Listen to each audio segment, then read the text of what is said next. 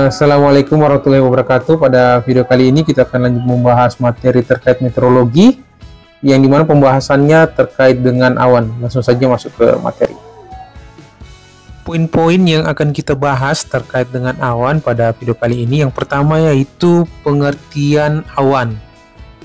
Terus ada proses pembentukan awan, jenis-jenis awan, fungsi awan, dan faktor yang mempengaruhi keberadaan awan.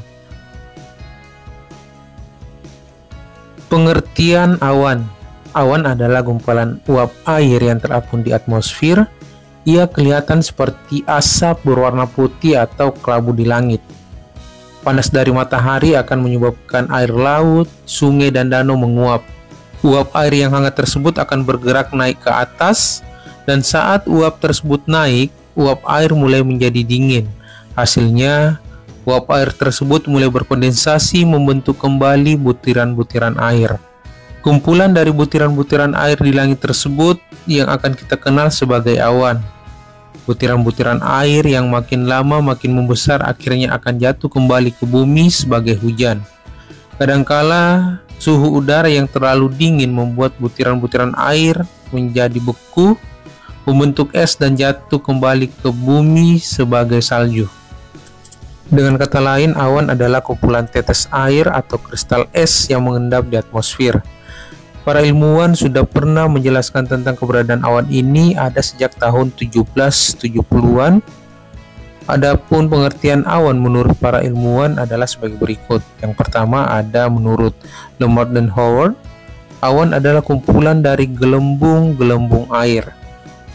Menurut von Guericke, awan dibentuk berdasarkan teori gelembung. Menurut Euler, tetesan awan dari langit dibentuk oleh debu. Menurut Aitken, tetesan awan terbentuk dari uap air dan bantuan partikel debu sebagai penentu terbentuknya fase baru. Keberadaan awan di atmosfer sangat berpengaruh pada cuaca dan iklim di bumi. Contohnya saja, jika di daerahmu terdapat awan yang berwarna hitam dan pekat, maka kemungkinan besar akan turun hujan di daerah tersebut.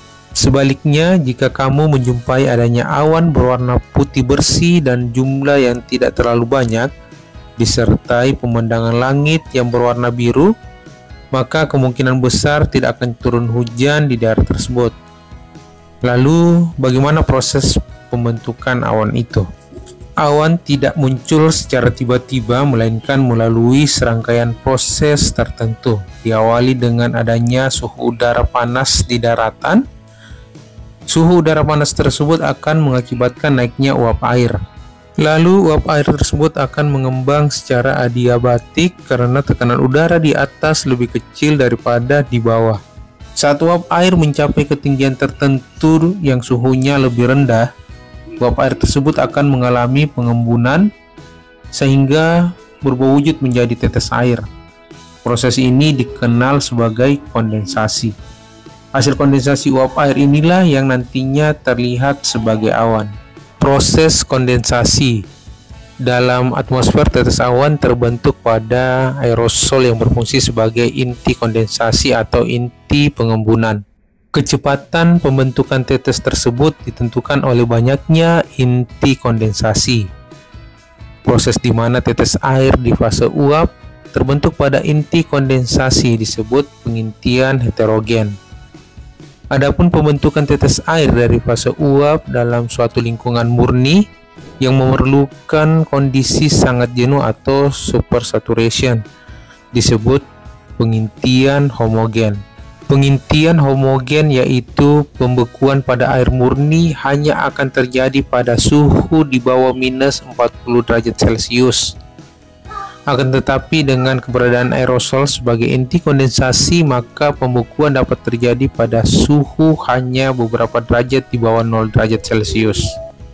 Inti kondensasi adalah partikel padat atau cair yang terdapat berupa debu, asap, belerang dioksida, garam laut atau NaCl, atau benda mikroskopik lainnya yang bersifat mikroskopis, dengan ukuran 0,01 sampai dengan 10 mikrometer. Secara singkat, proses kondensasi dalam pembentukan awan adalah sebagai berikut. Udara yang bergerak ke atas akan mengalami pendinginan secara adiabatik, sehingga kelembaban nisbinya atau relative humidity disingkat RH akan bertambah. Tetapi sebelum RH mencapai 100%, yaitu sekitar 78%, kondensasi telah dimulai pada inti kondensasi yang lebih besar dan aktif.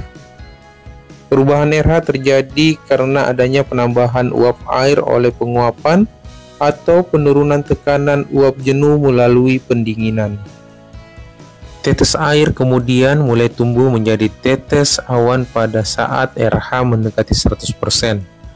Karena uap air telah digunakan oleh inti-inti yang lebih besar dan inti yang lebih kecil kurang aktif tidak berperan, maka volume tetes awan yang terbentuk jauh lebih kecil dari jumlah inti kondensasi. Tetes awan yang terbentuk umumnya mempunyai jari-jari 5 sampai dengan 20 mikrometer.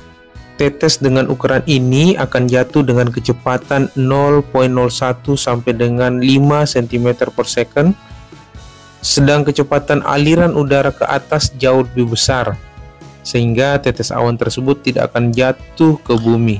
Bahkan jika kelembaban udara kurang dari 90%, maka tetes tersebut akan menguap. Untuk dapat jatuh ke bumi tanpa menguap, maka diperlukan suatu tetes yang lebih besar, yaitu sekitar 1 mm sama dengan 1000 mikrometer. Karena hanya dengan ukuran demikian, tetes tersebut dapat mengalahkan gerakan udara ke atas. Jadi perbedaan antara awan dan tetes hujan adalah pada ukurannya. Jika sebuah awan tumbuh secara kontinu, maka puncak awan akan melewati isotherm 0 derajat Celcius. Tetapi sebagian tetes awan masih berbentuk cair dan sebagian lagi berbentuk padat atau kristal-kristal es jika terdapat inti pembekuan. Jika tidak terdapat inti pembekuan, maka tetes-tetes awan tetap berbentuk cair hingga mencapai suhu minus 40 derajat Celcius, bahkan lebih rendah lagi. Proses kondensasi dan pembentukan awan di daerah tropis dan di daerah lintang menengah dan tinggi mempunyai perbedaan yang menyolok. Di daerah tropis umumnya proses kondensasi dan pembentukan awan dapat terjadi pada suhu tinggi besar 0 derajat Celcius melalui pengangkatan udara atau konveksi yang diakibatkan oleh pemanasan yang kuat. Sedang di daerah lintang menengah dan tinggi, proses terjadi umumnya karena adanya front, yaitu pertemuan massa udara panas dan massa udara dingin. Cuaca di daerah tropis ditandai dengan perubahan yang cepat dan mendadak. Hal ini disebabkan oleh berbagai hal seperti adanya garis ekuator di mana gaya Coriolis mendekati nol, adanya intertropical convergence zone, regentropy, awan-awan konvektif, sel Hadley, dan sirkulasi Walker. Awan dan presipitasi tropis. Presipitasi merupakan jatuhan hidrometeor yang sampai ke bumi baik dalam bentuk cair atau hujan, ataupun padat, es atau salju. Di wilayah tropis seperti Indonesia, presipitasi lebih didefinisikan sebagai hujan karena sangat jarang terjadi presipitasi dalam bentuk jatuhan keping es. Awan dan presipitasi merupakan bagian dari siklus hidrologi dan merupakan proses lanjutan dari kondensasi, yaitu perubahan fase dari uap air menjadi tetes-tetes air. Kondensasi terjadi pada sebagian kondisi seperti perubahan volume udara, suhu, tekanan, dan kelembaban apabila yang pertama, udara didinginkan sampai titik embunnya meskipun volumenya tetap. Yang kedua, volume udara bertambah tanpa ada penambahan panas karena udara didinginkan melalui ekspansi adiabatik. Yang ketiga, perubahan suhu dan volume mengurangi kapasitas kebasahan udara. Di daerah tropis, pembentukan awan terjadi pada suhu tinggi dan dengan kelembaban yang tinggi juga. Dengan demikian, awan yang terbentuk mempunyai kandungan air cair tinggi. Presipitasi atau hujan berdasarkan mekanisme dominan dari gerak vertikal dibedakan menjadi dua, yaitu yang pertama, presipitasi stratiform. Yang kedua, presipitasi konvektif. Yang pertama, presipitasi stratiform, yaitu presipitasi dari awan stratiform yang terbentuk karena gerak vertikal yang kontinu dan menyebar luas. Hal ini terjadi karena kenaikan frontal atau orografik atau konvergensi dalam skala besar. Presipitasi dari awan stratiform tumbuh dari proses kristal es. Awan ini mempunyai kadar air lebih rendah, sehingga koalessensi tidak efektif. Masa hidup awan relatif lama. Jika suhu lingkungan awan mencapai minus 15 derajat Celcius, maka proses kristal es dapat menyebabkan presipitasi. Yang kedua, presipitasi konvektif, yaitu presipitasi dari awan konvektif karena kondisi udara yang tidak stabil, yang menyebabkan gerak vertikal tetapi terlokalisir dalam skala yang tidak luas. Hujan yang terjadi umumnya tiba-tiba dan sangat lebat, tetapi terjadi dalam waktu yang singkat. Dalam awan konvektif, waktu presipitasi lebih pendek tetapi kadar air lebih tinggi dari stratiform, sehingga koalessensi sangat berperan menghasilkan hujan. Jadi mekanisme presipitasi antara awan stratiform dan awan konvektif sangat berbeda.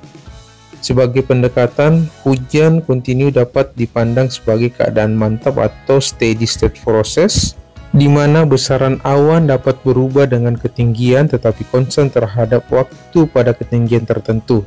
Sebaliknya, hujan shower dapat didekati sebagai sistem di mana sifat-sifat awan berubah dengan waktu tetapi konstan terhadap ketinggian pada waktu tertentu. Jenis awan berdasarkan ketinggian.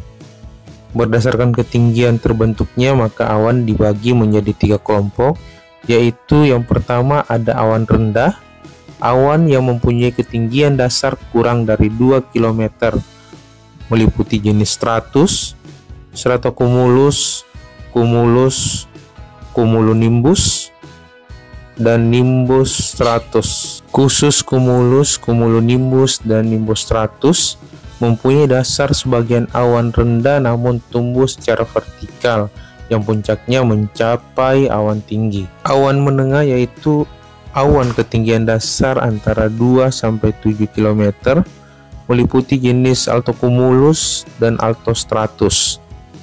Awan tinggi, awan yang ketinggian dasar lebih dari 7 km, meliputi cirrus, cirrocumulus, dan cirrostratus. Awan tidak sama jenisnya dan selalu berubah bentuk. Awan bergantung pada ketinggian dan suhunya. Lihat pada gambar di samping. Penggolongan awan. Awan dibedakan menurut bentuk dan tingginya. Ada 4 kumpulan yang utama, yaitu awan rendah, awan menengah atau awan sedang, awan tinggi, dan awan yang tinggi ke atas atau yang membumbung. Yang pertama, awan rendah. Terdiri dari awan stratocumulus, awan nimbus stratus, dan awan stratus. Terletak kurang daripada 2000 meter dari muka bumi. Awan stratocumulus kelihatan kasar berwarna putih atau keabu-abuan. Bentuknya bergelombang dan tidak membawa hujan. Awan nimbus stratus gelap dan mempunyai lapisan-lapisan pekat dan dikenali juga sebagai awan hujan. Awan stratus sangat rendah, tebal, dan berwarna kelabu menghasilkan hujan gerimis salju. Yang kedua, awan menengah atau awan sedang terdiri dari awan altocumulus dan altostratus. Letaknya antara 2000 hingga 7000 meter dari muka bumi. Awan altocumulus berkepul-kepul, bergulung-gulung atau melingkar seperti makaroni, tidak rata dan berlapis berwarna putih atau abu-abu, menandakan keadaan cuaca yang baik. Awan altostratus berwarna keabu-abuan, tipis, mengandung hujan dan kelihatan seperti air. Yang ketiga, awan tinggi terdiri dari awan cirrus, cirrocumulus, dan cirrostratus. letaknya di atas 7.000 meter dari muka bumi. Awan sirus kelihatan putih atau sebagian besar putih seperti sutra tipis atau kapas tipis, bergaris-garis, dan awan ini menunjukkan cuaca agak cerah. Awan cirrocumulus berbentuk tebal, putih, terpecah-pecah mengandung butir-butir es kecil, kelihatan seperti sisik ikan. Awan cirrostratus ialah awan putih yang tipis seperti cadar, bisa juga seperti untayan, luas menutupi langit. Yang ketiga, awan yang tinggi ke atas atau membumbung terdiri dari awan cumulus dan awan cumulonimbus. Awan cumulus tidak menyatu, terpisah-pisah atau kelompok-kelompok bulat. Bagian dasarnya berwarna hitam dan di atasnya putih. Awan ini biasanya menghasilkan hujan. Awan cumulonimbus berbentuk kelompok-kelompok besar. Kelompok-kelompok yang berwarna putih dan hitam ini menyerupai bentuk dan rupa yang beraneka ragam, seperti menara, membawa hujan yang disertai dengan kilat dan petir.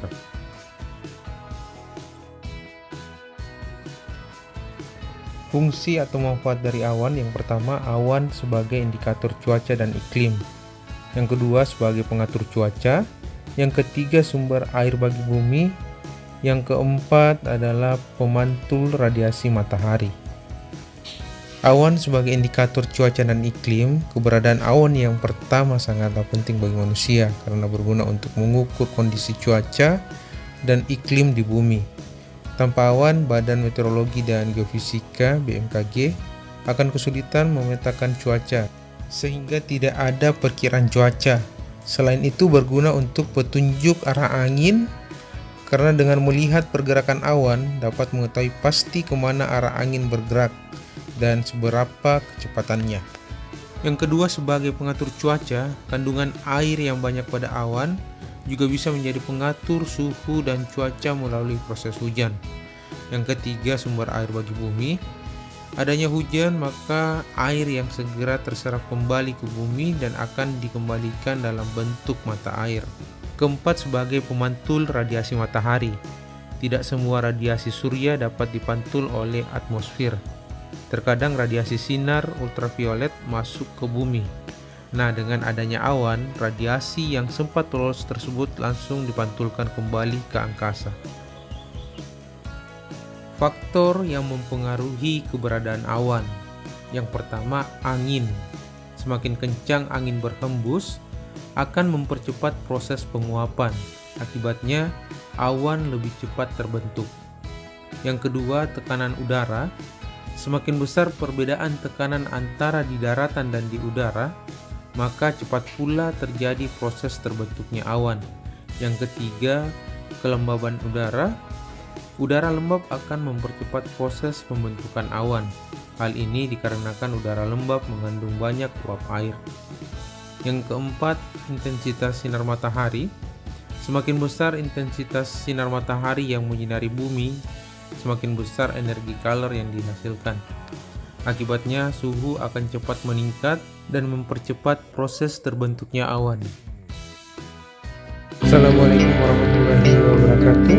Sebelum lanjut videonya, jangan lupa like, share, dan subscribe channel ini agar kawan-kawan bisa mendapatkan notifikasi video terbaru dari channel Kapten Gatot. Jika ada saran dan pertanyaan, bisa komen di kolom di bawah.